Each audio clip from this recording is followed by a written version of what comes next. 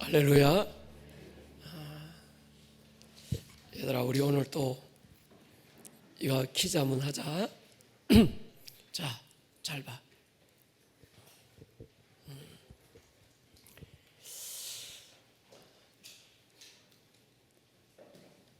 갈멜산이라는 산이 있었어. 그 갈멜산에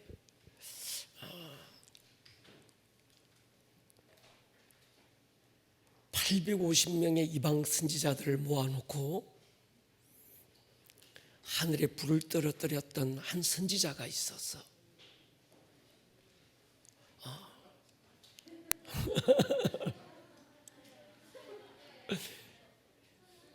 그 선지자 이름이 엘리야야.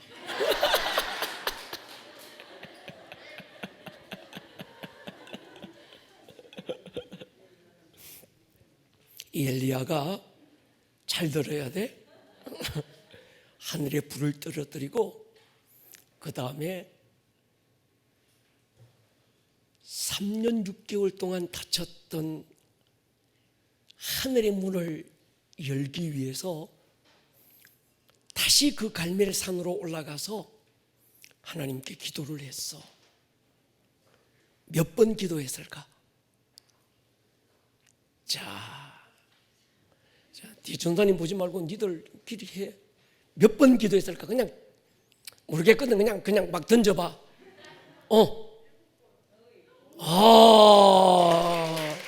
네, 우리 주찬이 7번 맞습니다.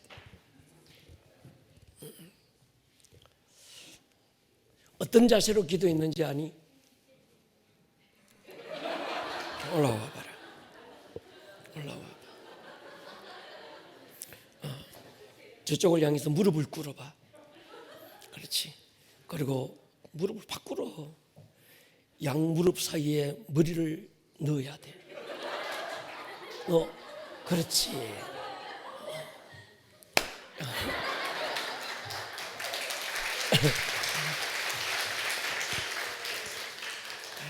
저렇게 기도해서 7번씩 기도해서 하늘에 불이 떨어 하늘 문을 열어놓고 소나기가 쏟아지게 했습니다. 여러분, 우리가 부흥을 경험하는 것도 중요한데 한 번의 경험에 그치지 않는 게 더 중요합니다. 지속적인 부흥을 경험하는 것. 여러분,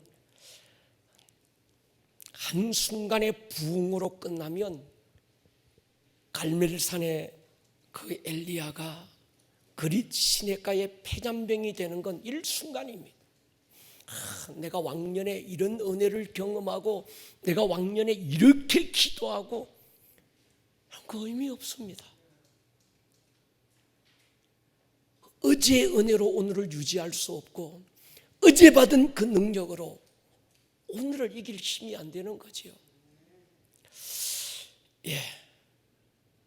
오늘의 은혜로 오늘을 사는 게 중요합니다. 어제보다 더 큰 부흥, 더 놀라운 승리를 경험하는 게 중요합니다. 그래서 사도행전의 성도들은 예수님의 부활이라는 큰 승리를 경험하고 즉시로 어디로 갔는가 하면 기도의 자리를 찾았습니다. 승리 이후에 찾아오는 허전함을 이기고 더 큰 승리로 나아가는 길, 기도의 자리에서 주어진다는 거예요. 저는 그렇게 믿습니다. 죽음 있는 곳에는 독수리가 모이지만 생명 있는 곳에는 산 사람들이 모이는 줄로 믿습니다. 어둠과 빛이 공존할 수 없는 것처럼 죽음과 생명이 공존할 수 없는 겁니다. 모든 산 것은 빛을 따라 반응합니다. 그래서 우리는 매일 생명의 빛 대신 예수님 앞으로 모여야 될 줄로 믿습니다. 중병을 앓고 있던 환자가 병원에 입원해서 치료를 잘 받고 있었대요. 나름 이 의사가 유능하다는 말을 듣고 열심히 치료해 왔는데 어느 날 하루는 그 의사가 회진을 오더만 환자에게 이렇게 얘기합니다. 당신 이제 며칠 못 남았습니다. 그러니 남은 시간이 별로 없으니 꼭 만나고 싶은 사람이 있으면 말씀해 보십시오. 내가 만날 수 있도록 도와드리겠습니다. 사형 선고가 된 거죠. 그때 이 환자분이 그렇게 얘기했답니다. 선생님보다 훨씬 더 유능한 의사를 소개해 주십시오. 그랬대요. 이 얘기를 들으면서 참 오늘날 교회에 대한 생각을 참 많이 했습니다. 살기 위해 찾아온 사람들에게 교회는 절망을 선포하고 있지는 않은가. 빛을 따라 나온 성도들에게 어둠밖에 없기 때문에 절망을 얘기하고 있지는 않은가. 교회는 생명을 살리는 곳인 줄 믿습니다. 성경을 통해서 인간을 진단하고 예수 그리스도의 십자가의 복음으로 죽은 영혼 살리라고 하나님이 이 땅에 교회를 세운 거거든요. 음부의 권세를 박살내고 마귀에게 결박된 인간을 구원해내라고 세워진 곳이 교회거든요. 그러니까 교회의 본질이 뭘까요? 살리는 겁니다. 동의하십니까? 누구든지 우리 교회 문턱을 들어오는 자들마다 살아나야 됩니다. 할렐루야. 그래서 여러분 그렇게 기도해 주십시오. 주님, 저 예배당 문을 열고 들어오는 자들마다 사망을 토해내고 생명을 얻게 하여 주시옵소서. 교회는 더 나은 윤리와 차원 높은 도덕을 말하는 곳이 아닙니다. 교회의 구제가 필요하지만 구제가 교회의 본질은 아니지요. 그건 교회가 아니라도 얼마든지 할 수 있는 겁니다. 세상이 감히 흉내낼 수 없는 교회의 본질은 살리는 것이고 생명인 줄 믿습니다. 여러분 요한계시록을 읽어보면요, 살았다고 하는 이름은 가졌지만 실상 죽은 교회들이 많다는 거예요. 죽은 교회는 살릴 힘이 없습니다. 살았다는 이름만 가지고 안 됩니다. 이스라엘 백성들이 하나님을 만나기 위해 찾아간 곳이 성막이잖아요. 성막에는 세 가지 공간이 있다고 양육훈련 때 출애굽기를 통해서 여러분에게 많이 설명을 드렸습니다. 성막들과 또 성소와 지성소죠. 이스라엘 백성들이 하나님을 만나기 위해서 찾아왔던 성막에 가장 먼저 그들이 대하는 곳이 성막들이죠. 그 뜰에는 번제단이라는 곳이 있습니다. 번제단은 양을 잡아 피를 흘리는 곳이죠. 그 번제단에서 피 흘림이 없이는 성소 안에 들어갈 수 없고 지성소 안에 들어갈 수가 없습니다. 그래서 이스라엘 백성들이 하나님을 만나기 위해서 성막 가까이만 와도 저 먼 곳에서부터 비릿한 피냄새가 막 진동을 합니다. 더운 지역이기 때문에 더 그랬을 겁니다. 교회에 와서 하나님을 만나는 첫인상, 하나님 내게 복 주고요, 하나님 내게 평강을 주고요, 하나님 내게 더 잘되게 해주고요. 여러분 그게 아닙니다. 하나님을 만나는 첫인상, 그분은 나를 위해서 피 흘려 주신 분. 할렐루야. 복 주고 병 고쳐주고 만사 형통해주고, 그건 하나님의 인상이 아닙니다. 예수님은 십자가를 지기 전에도 오병이어로 굶주린 백성들을 먹이기도 하고 육신의 병을 고쳐주기도 하고 귀신을 쫓아주기도 했습니다.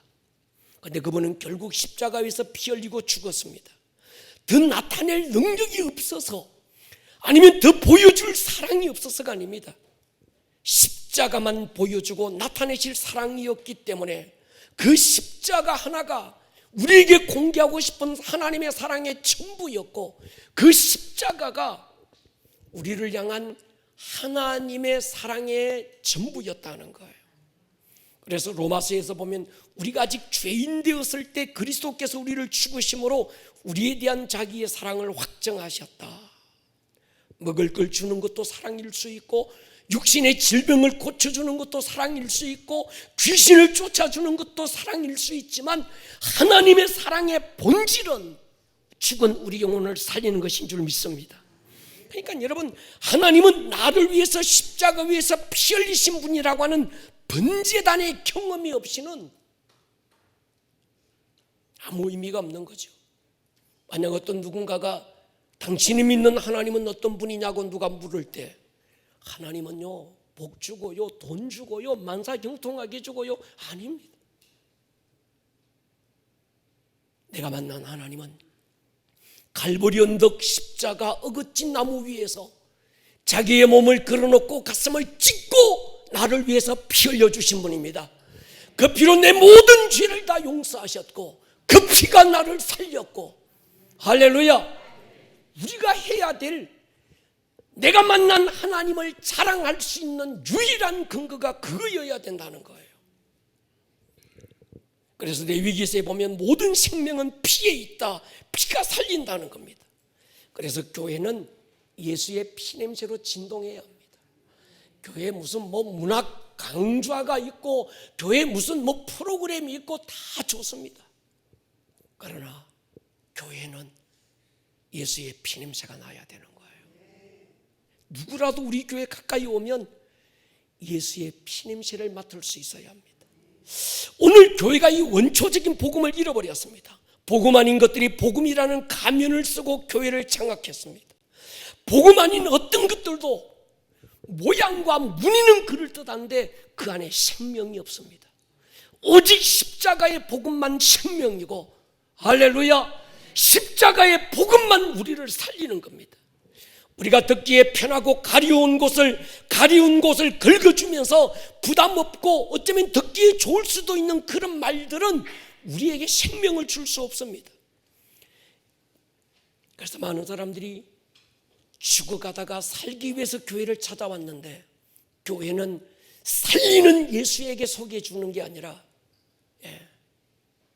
또 다른 의사를 찾아 수많은 사람들이 교회를 떠나는 거죠. 그래서 여러분, 종교는 생명이 없고 교리는 능력이 없습니다.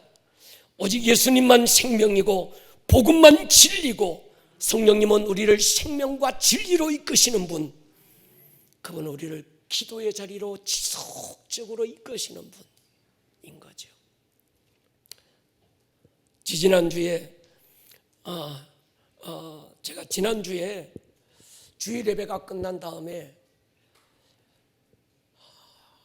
다 쏟아내고 난 다음 내 안에 허전함이 남아서 이걸 뭘로 채울까 그러다가 성도들이 다 돌아가고 난 다음 목양실 그 책상에 앉아서 프리실라 샤이르라고 하는 사람이 쓴 기도의 골방이라는 책을 다시 읽었어요. 여러분, 어떤 책은요, 읽기만 해도 가슴이 뜨거워지는 책이 있습니다. 보기만 해도 그 영혼의 힘이 전달되는 영화도 있거든요. 이 프리실라가 누군지 이해를 도와드리면, 일전에 우리 교회에서 성도님들과 함께 워룸이라는 영화를 본 적이 있지요. 기억나십니까? 워룸. 그 영화의 흑인 주인공의 이름이 프리실라예요. 할머니죠. 흑인인데 이분은 사실 배우가 아니고 실제 인물인데, 영화에서 그분의 기도를 통해서 영적 세계의 일들이 현실 세계에 어떤 영향력을 주는지 우리에게 보여주잖아요. 그래서 오늘은 잠깐 그 프리실라 샤이르가, 이 사람은 배우가 아닙니다. 실제 그 워룸이라는 그 이야기는 가상의 세계 속에서 만들어낸 어떤 시나리오가 아니고 실제 미국에서 이 프리실라 샤이르라는 사람을 통해서 일어난 일들을 영화화했고, 그 주인공은 다른 배우가 아니라 실제 그 할머니가 그 역을 맡았습니다. 그래서 제가 이 기도의 골방이라는 그분이 프리실라 샤이르가 쓴 책을 읽는데 가슴이 막 뜨거워지는 거예요. 그래서 유튜브 들어가서 제가 아직도 기억 남는 게, 여러분 가장 핫하게 기억 남는 게 뭡니까? 이 프리실라가 기도하는, 이 할머니의 기도가 파워가 있잖아요. 제가 오늘 다시 한 번 더 보여드리려고 준비했습니다. 가슴이 안 뜨거워집니까? 다른 건 잘 못 알아듣겠습니다. Raise up, roll. 하나님 다시 일으켜 주십시오. 무릎을 꿇고 하나님의 싸움을 싸울 거룩한 전사들을 일으켜 주십시오. 어떤 장벽 앞에서도 뒷걸음질 치지 않고 하나님의 영광을 선포할 수 있는 그런 세대. 이 할머니가 자기 집 조그마한 한 공간에, 이 드레스룸 같은 조그마한 공간을 워룸, 전쟁을 선포하는, 영적 전쟁을 선포할 수 있는 영적 전쟁의 작전실로 만들어 놓고 거기 벼락박에다가 기도 제목들을 쫙 써놓고 매일 정해진 그 시간에 그 워룸에 들어가서 그 기도를 하고 믿음으로 막 선포하는 내용들이 이 워룸이라는 영화의 내용들입니다. 사실 이 프리실라가 태어나기도 전에 프리실라의 할머니가 조그마한 기도 수첩에 태어날 프리실라의 이름을 적어놓고 그를 위해서 계속적으로 기도하고 그 기도가 이 프리실라에게 배어서 이가 기도의 사자가 된 거예요. 그러니까 할머니인데 그 안에 사자가 있는 것 같은 거예요. 우리가 그 내용을 보면 어떤 공인중개사 한 분이 이제 그 집을 팔려고 냈다는 얘기를 듣고 갔다가 누가 설명해 주지도 않았는데 그 할머니가 엎드려서 기도했던 그 작은 공간에 뭔가가 있다는 게 느껴지는 거예요. 여러분의 집이 중요해요. 할렐루야. 기도가 쌓여진 집은요 감동이 있습니다. 뭐 화려하고 뭐 이런 걸 떠나서 그 속에 기도의 영이 쌓여져 있는 그런 골방이 있는 거예요.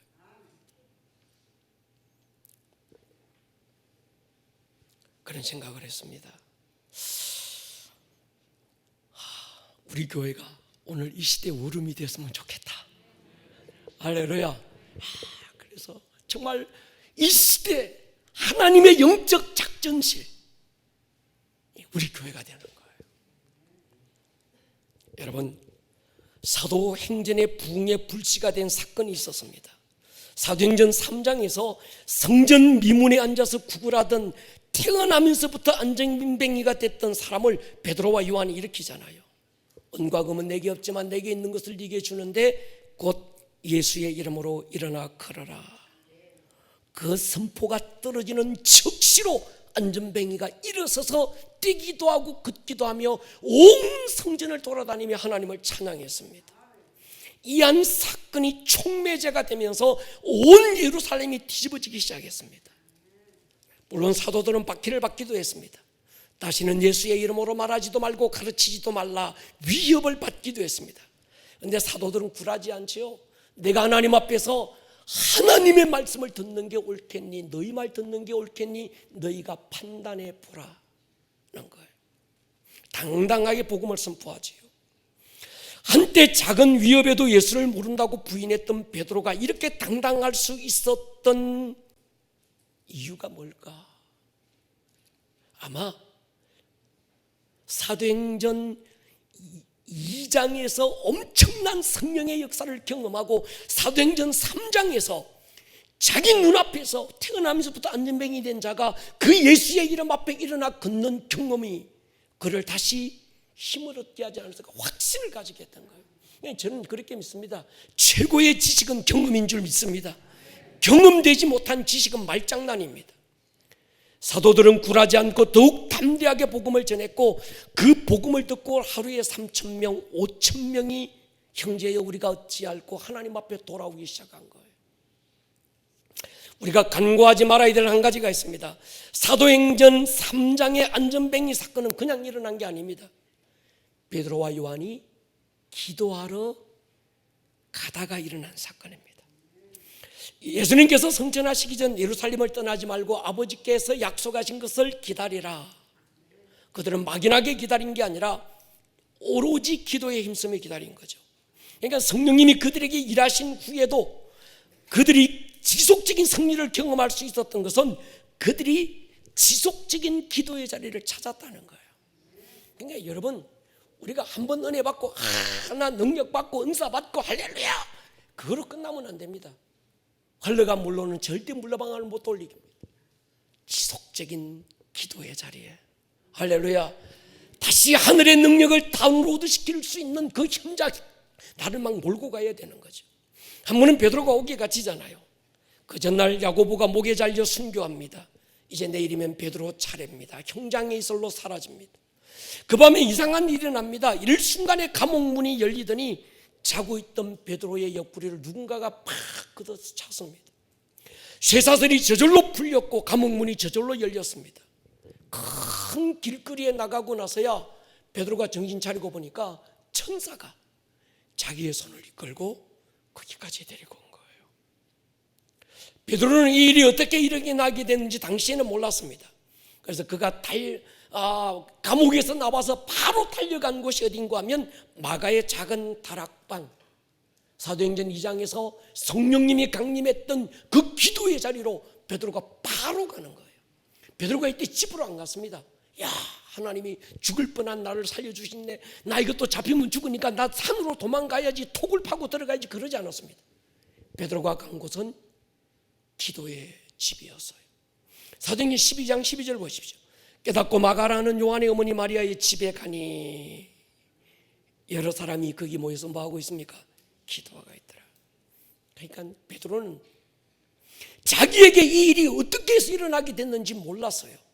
그런데 그 집에 가고 보니까 이런 기도가, 성도들의 기도가 천사를 보내게 만들었고 하나님의 영광을 드러내겠다는 걸 깨닫는 겁니다. 그러니까 여러분, 이 사건의 배후에 기도가 있었고 기도를 통해서 일어난 천사의 역사라고 한다면, 우리는 또 하나 사도행전 16장에서 바울과 실라의 사건을 통해서 그 일의 배후에 뭐가 일어난지를 짐작할 수 있습니다. 바울과 실라가 빌립보에 갔을 때 저 많은 귀신 들린 한 여종을 만나서 그 여종 안에 있는 저 많은 귀신을 쫓아버렸어요. 그러니까 그 여자를 통해서 밥벌이에 먹고 있던, 앵벌이 시키고 있던 이 포주가 자기 밥벌이가 끊어졌다는 사실을 듣고 바울과 실라를 감옥에 집어넣어 버렸습니다.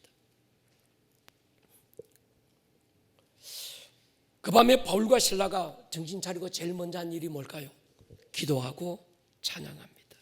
그때 오늘 사도행전 12장에서 일어났던 베드로의 사건과 똑같은 사건이 또 일어납니다. 뭡니까? 옥문이 터졌습니다. 결박하고 있던 모든 착고가 풀어졌습니다. 그럼 사도행전 12장에서 베드로에게 나타났던 그 사건이 천사의 역사였다고 한다면, 사도행전 16장에서는 이게 천사의 사건이었다고 말하지 않아도 착고를 풀고 옥문을 터뜨리고, 이건 누가 한 걸까요? 천사가 한 거죠. 베드로가 기도하는 그 기도의 힘에 천사들이 역사한 겁니다. 여러분, 기도 없이 일어난 하나님의 역사는 없습니다. 기도는 허공을 치는 메아리가 아니라 천사를 움직이는 영적 실제 사건입니다. 그래서 히브리서 1장 14절에 천사는 구원 얻은 하나님의 자녀들을 섬기라고 보내심이 아니냐. 천사는 하나님의 자녀들을 돕기 위해 보내심을 받은 실제적 존재입니다. 여러분, 천사를 막연한 관념으로 만들면 안 됩니다. 천사를 관념으로 만들면 모든 성경이 다 관념입니다. 보세요. 동정녀 마리아에게 예수님이 잉태될 걸 누가 알려줍니까? 천사가 알려주는 거예요. 다니엘의 기도를 듣고 하나님께 간 것도, 응답을 들고 온 것도 천사의 역사였습니다. 계시록에서는 성도들의 기도를 금대접에 받아서 하나님께 가는 존재도 천사라고 얘기합니다. 여러분, 천사는 그때만 실제적인 존재가 아니라 지금도 동일한 실제적 존재인 줄로 믿습니다. 예수님도 그런 얘기 하잖아요. 어린아이 하나라도 없인 여기지 마라. 저의 천사가 날마다 하나님의 얼굴을 뵙는다. 여러분, 성도의 기도를 돕는 실제적인 존재가 있습니다. 천사지요. 그러니까 기도만큼 영적 실제가 없습니다. 기도는 막연한 종교 행위가 아닙니다. 여러분, 영적이라는 말은 막연한 종교적인 단어가 아닙니다. 우리가 눈으로 보고 손으로 만져지는 현실 세계가 실제인 것처럼 어쩌면 이보다 더 분명하고 확실한 실제가 마음의 실제고 영적 실제지요. 옛날에는 마음이라는 존재에 대해서 잘 몰랐습니다. 막연한 기분이 마음인 줄 알았어요. 그런데 지금은 현대의학이 발달하면 할수록 몸보다 더 중요한 건 마음이라는 걸 깨닫잖아요. 그래서 몸을 치료하기 전에 마음을 먼저 치료하잖아요. 할렐루야. 여러분, 저는 상담의 필요성을 알고 있습니다. 우리가 인카운트를 통해서 많은 분들이 마음의 치유를 경험합니다. 그런데 영적 세계를 모르면 마음의 세계를 온전히 이해할 수가 없습니다. 세상 상담사의 한계가 여기 있습니다. 상담사가 여러 가지 프로그램을 통해서 마음을 열 수는 있지만 그 병든 깨어져 버린 마음을 치유하는 건 어떤 프로그램이 아니라 성령님이 하셔야 되는 거예요. 여러분, 사람의 마음은 영적 영역이잖아요. 성령님의 임재가 없이는 치유가 안 되는 거예요. 그래서 대개 보면 신앙 상담사들은 영적 전쟁에 대해서 굉장히 민감한 분들입니다. 이 영적 전쟁에 대해서 모르고 사람의 마음을 치유한다, 이건 굉장히 한계가 있는 거죠. 영적 세계의 실제를 경험한 사람은 기도를 포기할 수 없습니다. 매일이 치열한 영적 전쟁의 현장이라는 사실을 아는 사람은 기도를 멈출 수가 없습니다. 하루 기도하지 않으면 자기 영이 알아요. 그러잖아요. 이틀을 기도하지 않으면 주위의 사람들이 합니다. 사흘을 기도하지 않으면 마귀가, 귀신들이 먼저 합니다. 아, 저거 요즘 기도 안 하네. 내 밥인데. 여러분, 사무엘상 1장에 보면 사무엘이 엄마 한나의 이야기가 나오는데, 영감이 무뎌져 버린 엘리 제사장이 기도하는 한나에게 뭐라고 그러는가 하면, 네가 낮에부터 왜 낮술이 취해가지고 지금 이러냐, 야단을 쳤을 때 한나가 이런 말을 합니다.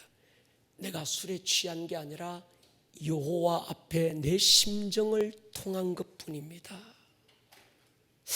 여러분, 그런 기도가 있어요. 입술의 기도 말고 하나님 앞에 내 심정이, 내 마음이 통하는 기도의 세계가 있습니다. 처음 기도 시작할 때는 이 기도가 잘 안 됩니다. 처음에는 입술의 기도지만 조금 지나가고 기도가 깊어지면 깊어질수록 입술의 기도가 마음의 자리로, 가슴의 자리로 내려오는 거예요. 그러니까 성령님께서 기도를 이끄는 단계가 있는데, 잠깐 입술만 딸싹딸싹 하던 그 기도 가지고는 그 기도가 한나의 기도처럼 그 심정이, 하나님과 그 심정이 통하지는 않는다는 거예요. 여러분, 목사님, 기도의 시간이 중요합니까? 여러분, 기도의 시간이 중요합니다. 기도의 임기점이라는 게 있습니다. 입술의 기도가 가슴까지 내려와서 그 심정에 하나님과 통할 수 있는 그 기도의 단계가 있더라고요. 그러니까 이건 기도해 본 사람만 알아요. 그냥 뭐 잠깐 기도하고 주여 어떻고 저떻고 주여 땡큐 맛있는 거 주셔서 감사합니다 아멘 할렐루야 하루에 밥 3끼 먹을 때 기도 그거 딱 3번 해본 사람은 모르는, 경험할 수 없는 그 심령의 기도가 있다는 거예요. 할렐루야. 여러분, 한 30분쯤 지나면 입술에서 기도가 가슴으로 내려와요. 어떤 분은 1시간쯤 기도해야 내려오는 분도 있어. 근데 이게 계속 훈련이 되고 하나님 앞에 깊은 기도의 세계에 들어가면 들어갈수록 이게 자꾸 시간이 짧아져요. 그러다가 어떤 사람은 무릎 꿇는 적시로 바로 입술의 기도가 그의 영의 기도가 되어 나오는 분도 있는 거예요. 할렐루야. 그러니까 바울이 이렇게 얘기하잖아요. 에베소 6장 18절에 보면 성령 안에서 기도해라.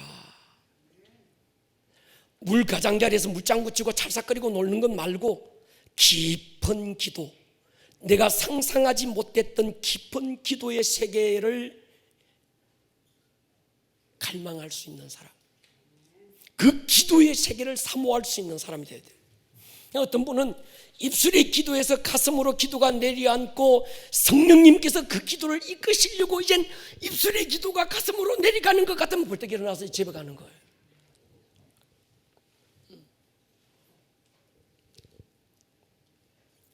오늘은 우리의 가슴으로 우리의 기도가 내려앉아서 성령님 그분 안에서 깊은 기도를 경험할 수 있을 때까지 기도의 자리를 지켜볼 수 있기를 축복합니다. 처음 사도행전의 때 500명이 모여서 기도했습니다. 이들은 주님의 부활을 경험했고 아버지의 약속하신 성령이 임하기까지 기다리라고 하는 하나님의 그 예수님의 약속을 함께 받았습니다. 그런데 시간이 지나면서 하나 둘씩 자리를 떠났고 집으로 돌아가기 시작했어요. 시작된 기도가 그의 심령에 내려앉기도 전에 기도의 자리를 떠나버렸던 사람들이 있었다는 거예요. 성경은 그들에 대한 기록은 아무것도 남겨두고 있지 않습니다. 이후로 하나님의 역사의 프론트라인에 세웠던 사람들은 깊은 기도가 그의 가슴으로 내려앉고 성령 안에서 깊은 오직 기도의 어떤 기도 하나에 목숨을 걸었던 그 사람들 120명만 하나님의 역사의 주인공으로 사용하시는 거죠. 제가 생각해 봤습니다. 예수님께서 처음부터 10일 후에 성령님 오실 기다, 그러니까 너 10일간 기다려라, 시간을 정해 주셨으면 아마 380명도 기다렸을 것 같아요. 그죠? 안 그렇겠어요? 기다렸을 것 같아요, 제 생각에. 근데 왜 주님이 시간을 정해주지 않았을까? 아니면 우리의 조급함이라는 연약함을 아시고 예수님께서 내일 바로 성령님 보내주셨으면 380명도 다 성령 충만을 받았을 거예요. 주님께 숫자가 중요했다고 한다면 주님은 그 다음날 보내셨을 거예요. 그런데 왜 10일을, 그것도 왜 정해진 시간을 정해주지 않았을까? 제가 볼 때 의도적인 것 같아요.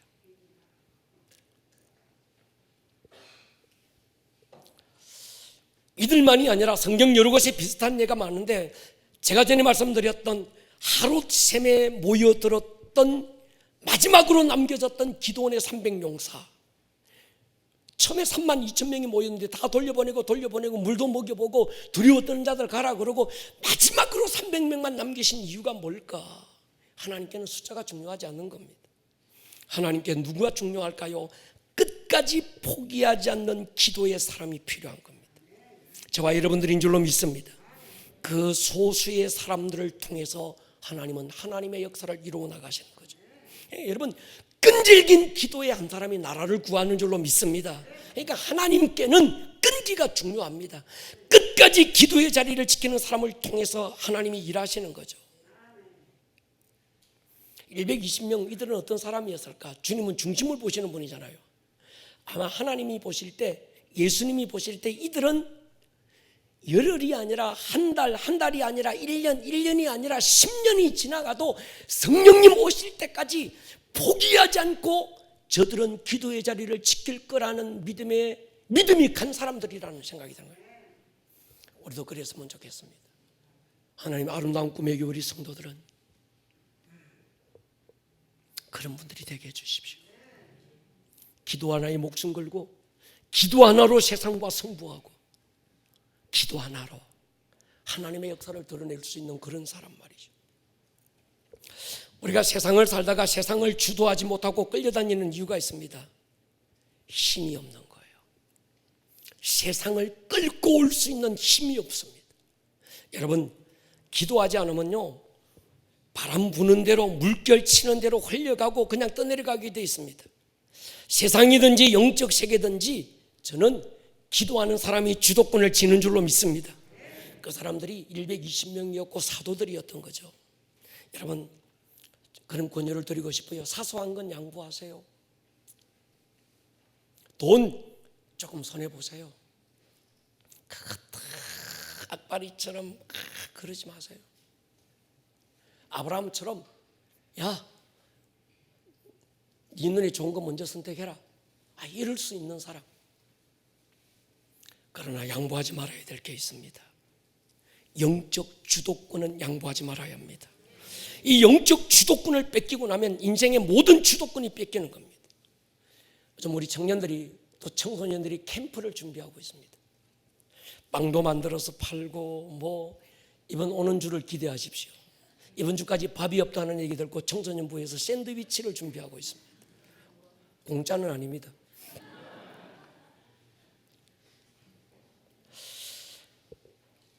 최근에 이런 분위기가 악화되면서 수련회 캠프가 참 어려워진 거죠. 그래서 많은 교회들이 캠프를 취소했고 다 양보했습니다. 여러분, 청년회 때, 청소년 때, 여름이나 겨울 캠프는 정말 중요하잖아요. 제가 만난 그 사역자들, 목사님들이나 아니면 깊은 은혜의 세계를 경험했던 신앙인들을 만나서 물어보면요, 언제 은혜 받고 하나님을 물었느냐, 당신 인생의 터닝 포인트가 언제냐 물어보면 거의가 하는 얘기가 여름 캠프, 겨울 캠프라고 그래요. 제가 우리 청년들에게 고마운 게 있습니다. 이번 우리 청소년들에게 고마운 게 있어요. 이제 캠프의 여부를 결정해야 될 때가 됐습니다. 강사본의 스케줄도 있고 캠프장의 스케줄도 있고 더 이상 미룰 수가 없었어요. 지난주에 우리 고 목사님과 함께 청년 리더들을 제가 만나서 회의를 했습니다. 제가 물었습니다. 얘들아, 지금 상황이 이런데 어떻게 하면 좋노? 청년들이 1초의 망설임도 없이 이렇게 대답했어요. 목사님, 지금은 우리 청년들에게 주어진 현실을 딛고 일어설 영적 힘이 필요한 때입니다. 우리는 결코 캠프를 포기할 수 없습니다. 어떤 식으로든 진행할 것입니다. 제가 애들한테 그랬어요. 야, 니들 진짜 멋있다. 역시 사자 밑에는 사자가 나오는겨. 할렐루야. 사자 새끼들이 다 돼가고 있습니다. 여러분, 믿음의 길을 가다가 나타나는 장애물, 포기하라는 신호가 아니죠. 점프하라는 신호인 줄 믿습니다. 많은 고양이들은 장애물이 오면 쉽게 합리화시켜버려요. 하나님의 뜻이 아닌가 배, 포기하라는 신호인가 배. 여러분, 그랬다면 요셉은, 그랬다면 다윗은, 에스더는, 느헤미야는, 다니엘은, 그의 세 친구들은 어떻게 믿음의 역사를 이룰 수 있었을까요? 그들의 공통점이 뭡니까? 장애물은 점프하라는 신호야.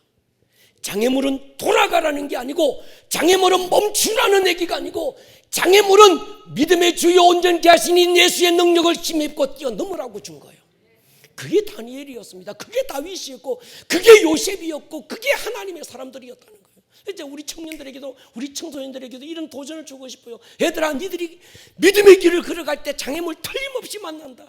그게 사람의 장애물이든 환경의 장애물이든 심지어는 자기 자신의 연약함일 수도 있어요.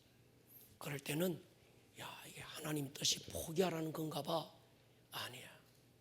점프할 수 있기를 축복합니다. 그래서 저는 이번 청소년 캠프가 굉장히 기대가 됩니다. 우리 아이들을 응원해 주시기를 부탁의 말씀을 드립니다. 중고 시절에 한 번만 주님 만나면 돼. 할렐루야. 청년회 때 한 번만 주님을 만나고 나면 그 다음부터는 주님 만나지 않고서는 견딜 수 없는 가슴이 막 일어나게 돼 있는 거예요. 여러분, 제 같은 경우도 마찬가지였습니다. 제가 고2 여름 수련회 때 하나님이 저를 찾아오셨어요. 여름 수련회, 자기 밀양에 있는 얼음골 아시죠? 거기에 다 찌그러져가는 기도원이 하나 있었는데 거기에 여름 수련회를 간 거예요. 서울에서 오신 어떤 전사님 한 분이 강사로 오셨는데 둘째 날입니다. 얼마나 울고 뒹굴었는지 정신을 차리고 보니까 제 주위에 아무도 없고 그 넓은 기도원 성전에 저 혼자 널브러져 있는데 얼굴은 눈물, 콧물로 범벅되어 있고, 근데 주위에 아무도 없는 거예요. 다른 친구들과 선생님들은 저 혼자 울고불고 회개하고 그 넓은 성전 혼자서 그냥 뭐 이쪽 끝에서 저쪽까지 몇 바퀴 막 지금 기어 돌아다니니까 감당이 안 되니까 숙소로 가버렸더라고요. 적어도 우리 교회는 안 그러잖아요. 마지막까지 곁에서 기도해주고 오물 다 닦아주고 청소해주잖아요. 조금 막 뭐 옷매무시 그러면 덮어주고 이러는데, 야, 그때는 보니까요 아무도 없는 거예요. 그 넓은 성전에 혼자 정신 차리고 보니까 그 다음부터 주위의 친구들이나 사람들이 저 가까이 안 오려고 그러더라고요. 왜냐고 하면 입에서 이상한 방언이라는 걸 하고 있고, 그러니까 사람들이 저보고 효봉이가 수련회 가서 귀신 들렸다고 그러더라고요. 요주의 인물이 됐다는 걸 그때는 몰랐습니다. 근데 생각해 보니까 그때 그 캠프 때 주님이 저를 찾아왔던 한 사건이 꿈도 없고 소망도 없던 저에게 부르심의 계기가 된 것 같아요. 그러니까 여러분, 우리 청년 때, 청소년 때 이 캠프는 너무 중요합니다. 할렐루야. 온 교회가 우리의 다음 세대들을 위해서 기도해 주셔야 될 이유가 여기 있습니다. 이번 캠프를 기대해 보십시다. 특별히 우리 청년들, 청소년들 이번 캠프를 기대해 보자. 더 크게 할렐루야. 놀이남 파이트는 승부해야 될 때를 알아.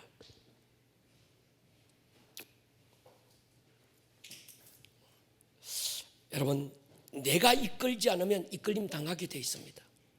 내가 선택해야 될 때 선택하지 않으면 선택되어지는 삶을 삽니다. 누가 세상을 이끌까? 누가 자기의 인생을 하나님의 부르심을 따라 주도적으로 이끌고 갈 수 있을까? 기도하는 사람입니다. 한 시대를 이끌었던 사람들의 공통점, 학력, 돈, 권력, 그게 아닙니다. 기도 하나로 자기 인생을 승부했던 사람들이 세상을 이끌었습니다. 저는 이 주도권이라는 단어를 굉장히 중요하게 생각합니다. 모든 경기에서 주도권을 한번 뺏기고 나면 싸우거나 마나 끝났습니다. 사소한 건 양보해도 괜찮습니다. 사랑의 희생 아낌없이 주고 양보하십시오. 돈 주고 양보해도 괜찮습니다. 먹는 것 조금 덜 먹어도 괜찮습니다. 가지고 싶은 건 내가 조금 양보해도 괜찮아요. 그러나 영적 주도권을 뺏기면 안 됩니다. 모든 싸움은 주도권의 싸움입니다. 여러분 아시다시피 안 믿겠지만 제가 옛날에 파이터였잖아요. 할렐루야. 제가 옛날에 그래도 좀 꽤나 싸웠던 사람입니다. 그냥 뭐 치고받는 싸움 말고 스포츠로서요. 여러분 링에 딱 올라가면요 제일 먼저 눈싸움을 해요. 이 눈싸움은 주도권인데 이 눈싸움에서 밀리면 안 싸워봐도 압니다. 이미 진 거예요. 여러분 영적 주도권을 빼앗기고 나면 그 교회는 세상에 끌려다니게 돼 있어요. 영적 주도권을 빼앗기고 나면요 그 사람은 날마다 귀신들에게 억압돼서 살아요. 오늘 이 밤 주도권을 다시 붙들 수 있기를 축복합니다. 몸부림치는 부르짖음의 기도가 영적 주도권을 다시 세우는 줄 믿습니다. 지난번 10days 리바이벌은 영적 주도권을 장악했던 집회였습니다. 어둠의 영들에게 이 주도권을 빼앗기고 나면 두려움에 꼼짝을 못합니다. 아무것도 아닌 허상에 그 마음이 사로잡혀서 스스로 무너지는 거예요. 여러분 제가 이번 이 10days 리바이벌을 통해서 마귀의 머리가 박살나는 걸 봤습니다. 할렐루야. 그동안 이 코로나19라고 하는 이 바이러스를 통해서 영적 바이러스가 교회 안을 꽉 누르고 있던 거기에서 이번 이 10days 리바이벌을 통해서 이 마귀의 머리가 밟히는 걸 본 거예요. 할렐루야. 우리 교회는 영적 주도권을 가진 영적 장자교회인 줄로 믿습니다. 어느 지역에도 그 지역의 장자권을 가진 교회가 있습니다. 하나님이 사기꾼 야곱을 이뻐하신 이유가 있고 에스를 미워하신 이유가 하나입니다. 야곱에게는 영적 주도권에 대한 집념이 있었어요. 그런데 에스는 거기에 대한 반응도 없고 거기에 대한 갈망도 없습니다. 소홀히 여긴 거예요. 예수님이 직접 말씀했어요. 세례요한 이후로 천국은 뭐한다? 침노를 당한다. 영적 장자권은 사모하는 자가 침노하는 줄로 믿습니다. 하나님이 찾아오신 베델의 사건만으로 안 됩니다. 야복 나루트에서 목숨 건 씨름의 장소가 있을 때 야곱에게 진정한 영적 장자권이 찾아오는 거예요. 할렐루야. 하나님이 나를 찾아온 베델의 사건이 있는데요 그거 가지고 안 되는 거예요. 브니엘의 사건이 또 있어야 합니다. 야복 나루트의 사건, 하나님과 씨름할 수 있는 그 사건이 있어야 되는 거죠. 다니엘의 위대함의 시작은 처음부터 대단한 건 아니죠. 처음부터 바빌론의 총리가 된 것도 아니고 위대한 재상이 된 것도 아닙니다. 사자굴에서 아가리를 묶고 살아나와서 바빌론의 대왕 느부갓네살의 코를 납작하게 만들어서 하나님의 영광을 돌린 것도 아닙니다. 처음에는 자기 나라 빼앗기서 볼모로 끌려온 청년 가운데 하나였어요. 다니엘의 위대함의 시작은 마음의 결단에서 시작이 됐습니다. 같이 한번 읽겠습니다. 시작.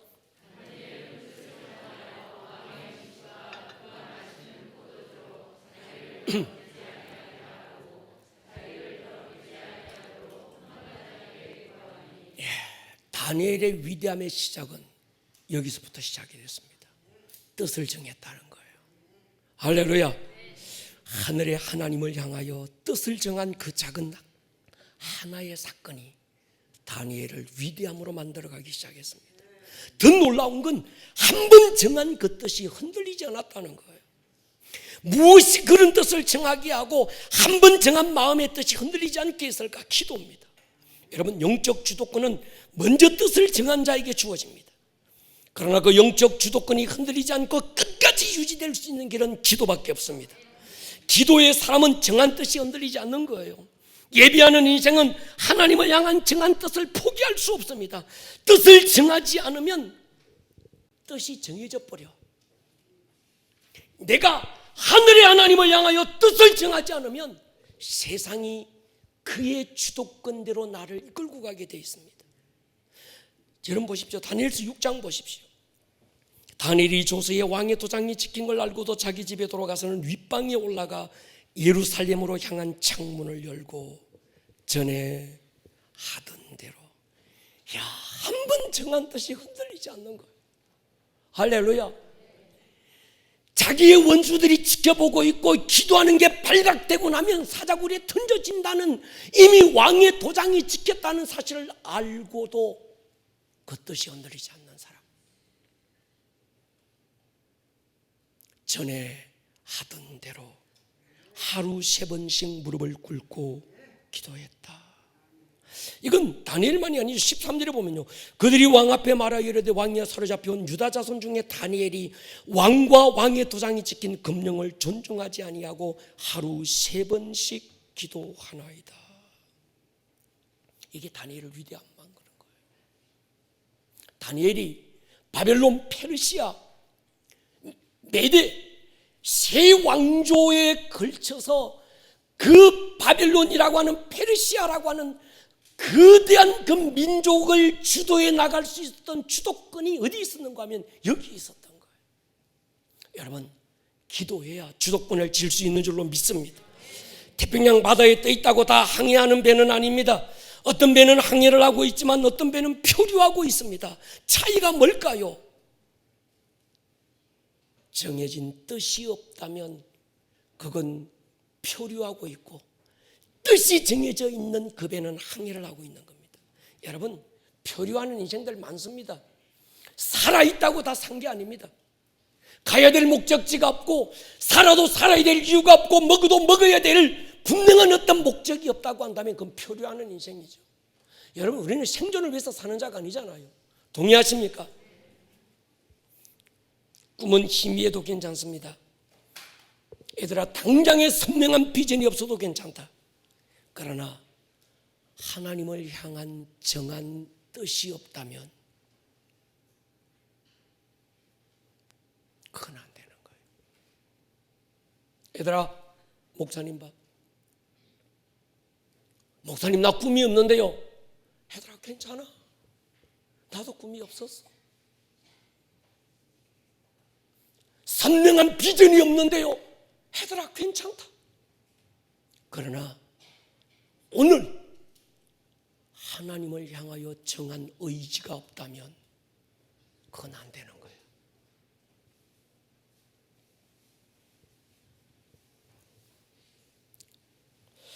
내가 뜻을 정하지 않으면 그 시간은 반드시 내 약점이 있는 곳으로 흐르게 됩니다. 누구도 피할 수 없는 법칙입니다. 기도로 뜻을 확정하지 않으면 하나님이 기뻐하지 않는 곳으로 내 시간이 흘러갑니다. 하나님을 향한 정한 뜻이 없으면 밤새 게임만 한다. 쓸데없이 인터넷 서핑하고 여기저기 기웃거리고 인스타 들어가서 자랑질하고 남 자랑하는 부러서 침 질질 흘리고. 아니야.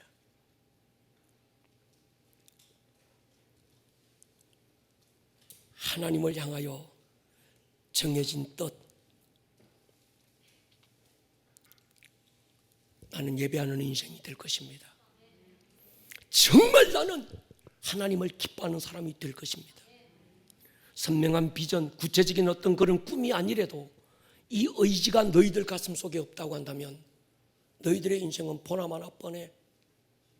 하나님이 기뻐하지 않는 곳으로 너희들의 시간은 흘러가게 돼 있고, 마귀와 세상은 너희들의 의지를 빼앗아서 쓸데없는 서핑으로, 인터넷 서핑으로 시간 다 보내고, 밤새 눈 빨개지도록 게임하고 다음날 퍼질러서 자서 그 오후 엄마가 밥 먹어라 그러면 겨우 일어나 눈 비가지고 왜 그런지 아냐?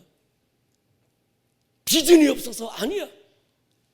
꿈이 없어서 그것도 아니야. 하나님을 향한 내 정해진 의지가 없는 거예요. 할렐루야. 산 물고기는 흐르는 물을 거슬러 올라갑니다. 죽은 고기는 떠내려갈 뿐입니다. 뜻을 세우지 않으면 안 됩니다. 우리가 하루에 성경 10장 1자 무슨 일이 있어도 1년에 3독은 해내자, 읽는 것에 끝나지 말고 묵상해보자 뜻을 정했습니다. 근데 어떤 분들은 정말 열심히 읽고 묵상해서 밴드에도 올리고 목장 단톡에도 올리고 그러는데, 어떤 분들은 처음에 열심히 하다가 벌써 지쳐서 나가 떨어진 분들이 있어요.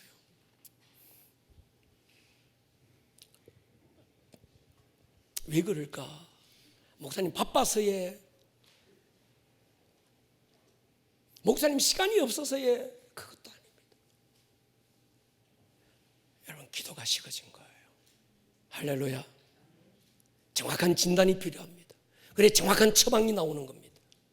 지금이라도 다시 다니엘처럼 뜻을 정하십시다. 오늘 이 밤에 뜻을 확정하십시다. 저희가 다시 내가 성경 읽어내 보겠습니다.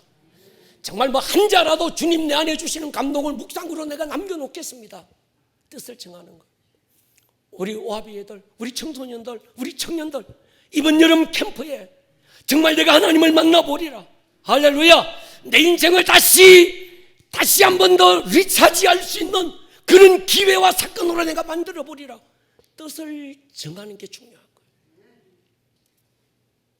우리 군사님들이 아멘하지 말고, 얘들아 너희들이 아멘하는 거야. 할렐루야. 이게 중요해요.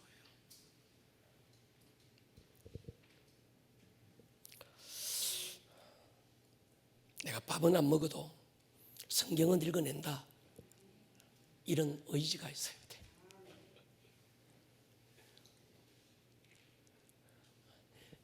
그래서 제가 반지 안 끼다가 예배 때는 내가 꼭 끼고 나오네. 이거 자랑하려고, 도전이라도 좀 주려고.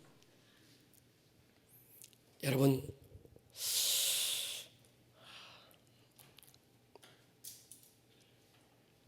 밥은 잘 먹는데 더 중요한 영적 밥을 먹는 일은 왜 그렇게 양보하고 타협하는지,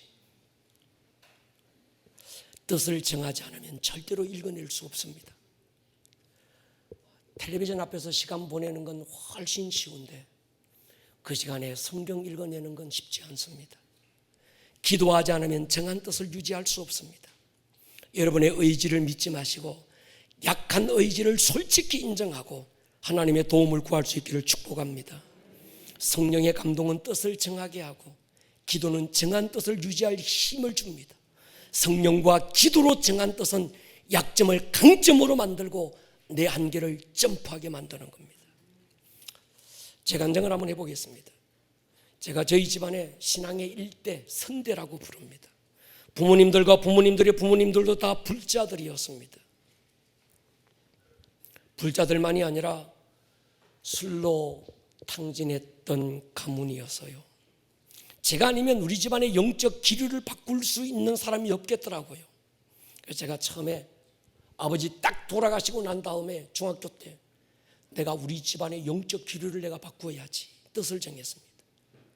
그래서 제일 먼저 한 일이 제사 없애는 거였어요. 우리는 추도 예배 드립니다. 제가 집안의 장손이거든요. 저희 아버지가 장손이었고 제가 장손인데 제사가 1년에 11번이어서 11번. 제일 큰 집이 되다 보니까 제사 때만 돌아오면 그 없는 집에 작은 집 사촌 육촌 다 모여서, 제가 15살 때 선포했습니다. 우리 집은 앞으로 제사 안 지냅니다. 제사 때가 돌아오면 추도 예배 드릴 겁니다. 근데 제사 때가 되니까 어르신들 다 모이더만요. 방문 걸어 잠그고 누나 동생 엄마 앉혀놓고 몽둥이 하나 두고 선포를 했어요. 이 방문을 열고 나가면 다 죽는 수가 있으니까 하여튼 우리는 밖에서 무슨 욕을 하든 여기서 찬송하고 예배하자. 제 때문에 저희 어머님이 집안에서 왕따가 됐어요. 뭐라고 얘기가 돌았는가 하면 서방 일찍 잡아먹은 여자 조상까지 잡아먹는다고. 그때는 그 말이 무슨 뜻인지 몰랐는데 지금 생각해 보니까 그 말이 그 말이구나 싶어요. 제가 흔들리지 않으니까 작은 집에서 제사 달라고 그래서 제기 밥그릇까지 다 줘버렸습니다. 가지고 가시라. 지금은 저희 어머님이 집안에서 대부가 됐어요. 하나님 높여주기 시작했습니다. 사랑하는 여러분, 오늘 우리가 찬양했던 것처럼 하나님은 길을 만드시는 분입니다. 만들어진 길로 우리를 인도하거나 길이 없으면 우리를 인도하지 못하는 연약한 분이 아니고 길이 없는 광야에 대로를 만들고 물이 없는 사막에 강을 내시는 분인 줄 믿습니다. 여러분, 모태신앙의 강점은 만들어진 길을 가는 사람들이라고 쉬울 수 있습니다. 근데 약점은 가는 길에 대한 고마움을 몰라 감동이 별로 없습니다. 그런데 길을 만들며 가는 사람, 자기가 신앙의 첫 선대인 사람은 굴곡도 많고 영적 공격도 많습니다. 자갈 골라내고 가로수 심어야 되고 낮은 곳 메우고 높은 것 깎아내고, 물은 고를 따라 그러잖아요. 근데 만들어진 고를 따라서 흘러가면 쉬운데 고를 만들면서 가는 건 참 어려운 거지요. 그러니까 나는 우리 엄마 아빠가 신앙생활을 안 했고 내가 신앙의 선대입니다. 이 사람은요, 다른 사람보다 배로 기도해야 합니다. 그래야 영적 주도권을 빼앗기지 않습니다. 여러분과 이 궤도라는 게 있잖아요. 태양계가 돌아가는, 자기 자리를 지키며 자전하고 공전하는 궤도가 있는데 마찬가지입니다. 이 궤도를 바꾸는 일은 기도의 말뚝을 박아야 가문의 흐름이 꺾일 수 있습니다. 조상 대대로 흘러오는 가문의 영적 흐름을 바꾸는 일 굉장히 어렵습니다. 그러나 누군가가 우리 집안의 이 영적 기류, 영적 가문의 궤도를 내가 바꿀 거야 뜻을 딱 정하면요, 하나님께서 그 자에게는 굉장한 영적 파워를 실어줘요. 여러분 보십시오. 여러분들 주의해 보십시오. 하나님이 그 많은 사람 중에 하필이면 그 사람 골라가지고 예수 믿게 하는 데는 이유가 있어요. 그 사람 안에 그런 하나님이 주시는 근성이 있는 거예요. 이 사람이 아니면 그런 배짱 가지고 못 일어나겠다 싶으니까 그 사람을 골라서 하나님께서 그 집안의 영적 선대로 세우는 거예요. 할렐루야. 힘들고 어려운 게 있어도 여러분들의 자손들은 그 기류를 따라서 영적 흐름을 유지할 줄로 믿습니다. 그러니까 내가 우리 집안의 영적 기류를 바꿀, 내가 영적 선대가 된다, 내가 우리 집안의 영적 주도권을 지는 사람이 될 거야, 이 뜻을 정하는 일이 굉장히 중요한 거예요. 우리 교회도 그렇습니다. 여러분, 성도가 많이 모여야 큰 교회 아니잖아요. 그 교회 보니까 박사가 많더라야 성령차 들어오는 거 보면 벤츠는 기본이고 그게 큰 교회는 아니잖아요. 영적 주도권은 별 볼 일 없는 야곱이 지는 줄로 믿습니다. 별 볼 일 없는 요셉이 그거 지는 거예요. 저도 그렇게 작정해 보는 거죠. 하나님, 사람들이 오봉산 자락에 이름도 없고 빛도 없고 거기에 교회가 있는지 없는지 잘 모르지만, 그러나 우리 교회가 하나님 이 시대 영적 주도권을 지는 교회가 되게 하여 주시옵소서. 그러니까 뜻을 정하는 게 굉장히 중요한 겁니다. 성령님은 뜻을 정한 자의 그 뜻을 지키시는 분. 그러니까 우리 교회는 뭐 해야 됩니까? 더 많이 기도해야 합니다. 다른 교회는 목사님 요즘 같은 때 철야 기도하는 교회가 어디 있습니까? 논현동 다녀보십시오. 철야하는 교회가 잘 없습니다. 주일 예배도 안 드리는데 철야를 어떻게 하냐 저보고. 여러분, 평범한 교회 같으면 그래도 됩니다. 그러나 우리 교회는 이 시대 영적 주도권을 가진 교회인 줄로 믿습니다. 저희가 더 강력한 기도가 우리 교회에 있어야 합니다. 그래서 하나님 우리 교회에 강력한 기도의 영을 부어주시고 간구의 영을 쏟아주십시오. 그래서 이 영적 주도권을 우리가 계속 지고 가야 합니다. 주일 성수에 대한 뜻을 정하십시오. 주일만큼은 어떤 경우도 양보하지 않는다. 그 사람은 시간에 대한 질서를 질 수 있습니다. 이러면 이러고 저러면 저러고 왔다 갔다. 여러분, 그 사람이 시간의 질서를 세울 수 있는 힘이 없습니다. 11조, 이건 내가 밥은 굶어도 내가 11조 한다. 재정에 대한 질서는 그때부터 세워지는 줄 믿습니다. 이런 사람은 세상에 끌려가지 않습니다. 돈에 끌려가지 않는 거예요. 세상을 끌고 가고 재물을 끌고 갈 수 있는 힘이 주어지는 거예요. 그래서 저는 이 밤에 특별히 우리 청소년들에게 그런 도전을 주고 싶습니다. 얘들아, 뜻을 정하자. 이 밤에 또 하면 안 하네. 나를 봐라. 멍하고 앉아서면 큰일 난대. 다 뺏긴대. 봐라. 이 밤에 이번 이 캠프에서 정말 내가 깊이 주님이 나를 찾아올 수 있는 베델의 사건과 둘째 날 밤에는 내가 주님을 향하여 찾아가는 브니엘의 사건을 내가 꼭 가지리라. 아멘 안 하나?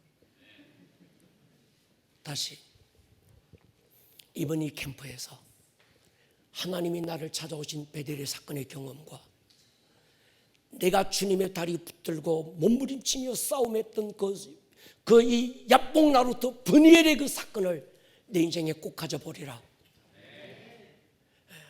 할렐루야. 우리 청년들을 위해서 기도해 주십시오. 우리 청소년들 캠프를 위해서 기도해 주십시오. 이번에 이 한 사건이 이 아이들의 인생을 바꿀 수 있습니다. 동의하십니까?